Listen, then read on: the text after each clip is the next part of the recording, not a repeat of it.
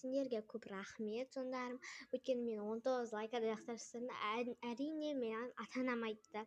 Ата-анам айтты ма, сен ютуб арнасын түссең, сен жетістікке жетесің деп. Ал сендер де мамаларың айтатын шығар енді, ата-аналарыңды сынасаңдар, сендер бәрін айтты істей аласыңдар, оп-оңай істей аласыңдар бәрін.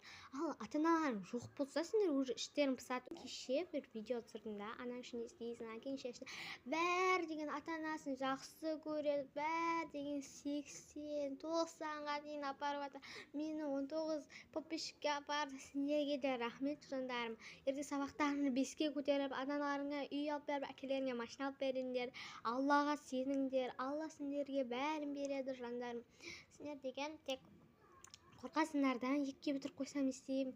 Ондайларды мүлдем ойламаңдар сендер. Ата-аналарың сендерді өсірді, енді сендер оны өсірсеңдер, үлкен, таудан үлкен етіп балалар боласыңдар.